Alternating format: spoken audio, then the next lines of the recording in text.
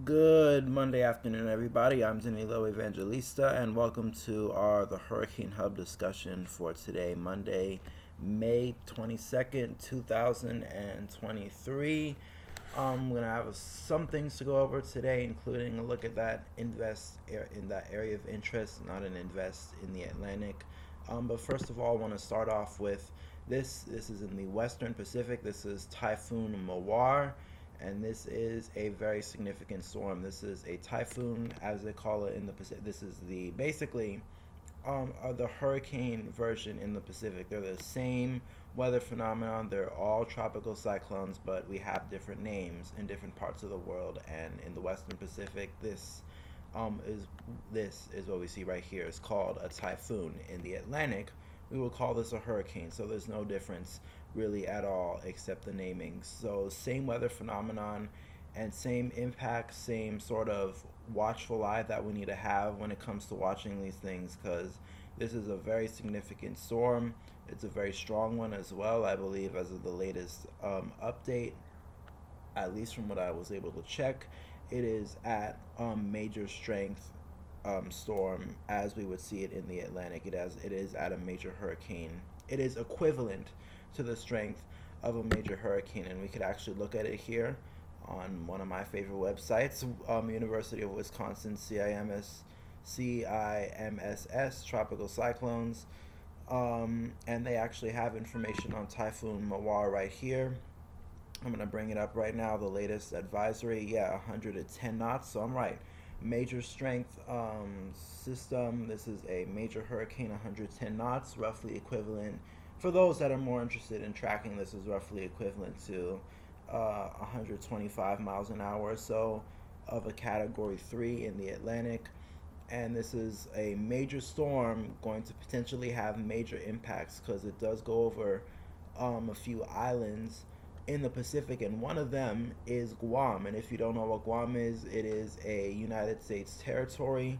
So it definitely, so in technical terms, it's operated under the United States, and there's also a National Weather Service office in Guam as well, since it is part of the United States, basically, not officially, but as a territory. This is going to come past very close to there, potentially even over the island, barely. As a Category 4 storm, the Joint Typhoon Warning Center, this is where the data comes up. This is where the data comes from, makes the storm go all the way up to a Category 4, 115 knots, and then once it passes Guam, it strengthens it on from there and gets even stronger, potentially to 120 knots once it passes Guam, and that is roughly a mid-range Category 4. So this is a storm that we need to watch very closely. Major impacts potentially for Guam. So if you know anybody there, give them a call, let them know what's happening. And also, maybe if somebody is watching this from Guam, definitely be prepared. If you are unable to evacuate, prepare, bat down the hatches, as they say, because this is definitely a major storm heading there. And it does just go also to prove this does just go also to prove that not always the Atlantic and the Eastern Pacific will be the main areas of action. I mean, we have a bunch of other basins as well, and there's always cyclone activity going on elsewhere in the globe. And right now, that is the Western Pacific where the activity is occurring. But as I did mention before, and if you probably saw yesterday's update, there's something in the Atlantic, though nothing of concern. It is that area in the near the Bahamas that we talked about yesterday, that some people were talking about it, and it had a 10% chance for development. Well, no longer does it seem like it's a concern for development. It's now at 0% for the next 48 hours and the next 7 days. So see that right there. If you can see on the text graphic, 0% chance. It is a disorganized area of showers and thunderstorms. And the thunderstorm activity has actually decreased since yesterday, and conditions are now hostile for development, and this is not expected to develop anymore as this moves north-northeastward at 5 to 10 miles an hour over the southwestern Atlantic for the next day or so. So this is no longer a concern of development, and we could look at it on the satellite too, and you see what they're talking about. A lot of very scattered, sparse thunderstorm activity, and you could also see a bunch of these winds right near the system as well, moving very strongly. As I talked about, upper level winds, wind shear, which is not favorable for development at all, very near it. And there's also a lot of dry air as well. If you remember yesterday, the satellite presentation looked a lot better than this. There's a lot more convective activity, and now we don't have that as much. And so, therefore, conditions are not favorable for development, and we'll probably not have any anyways.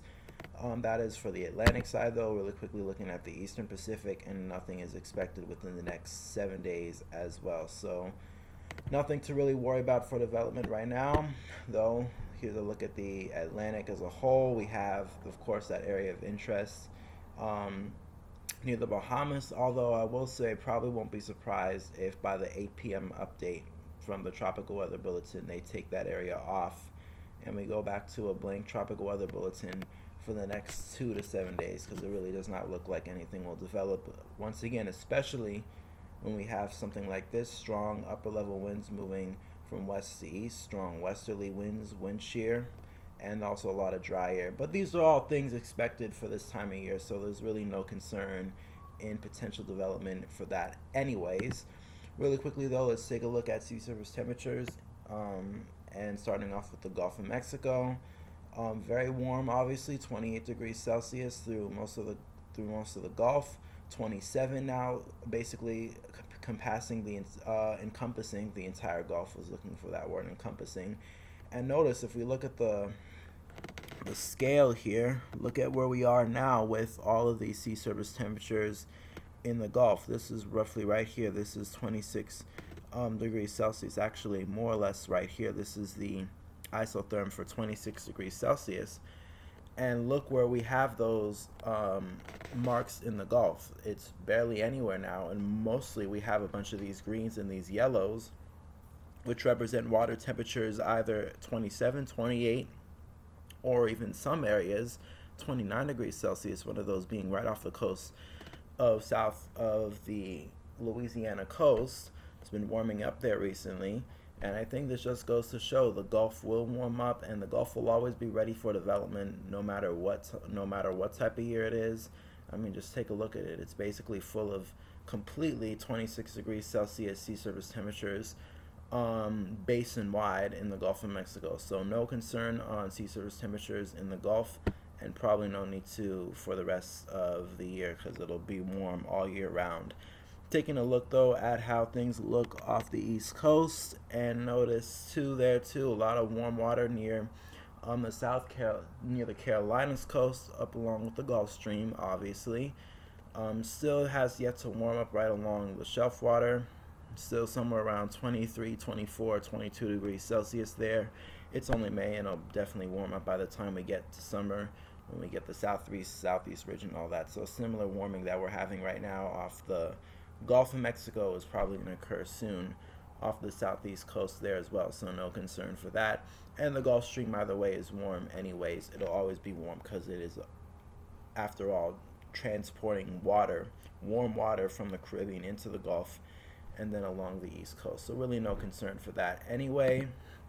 And so with that being said, let's take a look at what the models have going on with the GFS, since that's the main model we'll look at right now.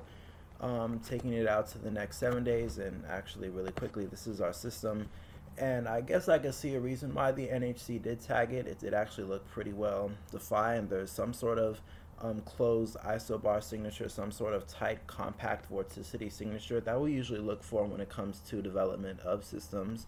It was there, but I guess conditions were not favorable for it to get going, so it didn't really take the chance to, and that generally begins to fade out. It does last for the next 24 to 48 hours, roughly around hour 48. You can see there's a much larger system that then begins to absorb it and encompass it, and then we see it kind of lift off into this front, and then there's something else off the southeast coast. I believe that there was a little bit of talk about that a few days ago. Kind of remains off the southeast coast, but then moves inland, so really no question about that.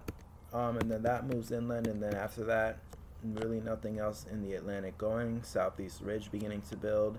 See a lot of, you see the airflow beginning to move from the Caribbean into the Gulf of Mexico, and then with that you could also see potentially warming in the Gulf more, and then warmer temperatures, of course, across the southeast, and that's why not extend it even further.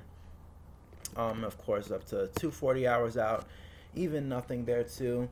Maybe GFS trying to show a little bit of some sort of area. I see maybe a little bit of maybe that could be convective bias, or maybe that could potentially be something that tries to spin up. You never know. The southeast coast sometimes does tend to be a place where storms do spin up, so maybe we'll see, but nothing of general big concern going on right now, at least for what the GFS says. Of course, if you are to believe the GFS entirely. And while we're at it, let's take a look at the Pacific too, because why not? The Pacific is also part of the area of the world that we track in. Let's go out to the next 7 or so days. Nothing there really too. That piece of energy kind of coming off South America doesn't really do much. And I mean, conditions are not favorable right now in the Eastern Pacific anyways as well. So there really isn't much in terms of concern for what does occur over the next few weeks in the Atlantic and the Pacific. Of course, though, as I did mention before, it is early on. It's only May, and it'll still take several weeks before we start to get activity. But I'm pretty sure it is definitely coming soon for both basins, the Pacific and the Atlantic. Yes, it is El Nino, but we'll still get activity in the Atlantic anyways eventually. But I guess since there's nothing else going on besides, of course, the typhoon in the Pacific, maybe we'll post something about it later today or early tomorrow. Depends on what happens, but maybe, we'll post since that is something major that is going on right now. So definitely worth talking about it. But other than that, not much going on, not much else to talk about. And stay safe. Enjoy the rest of your week. We'll probably be back tomorrow for more. Till then, stay safe.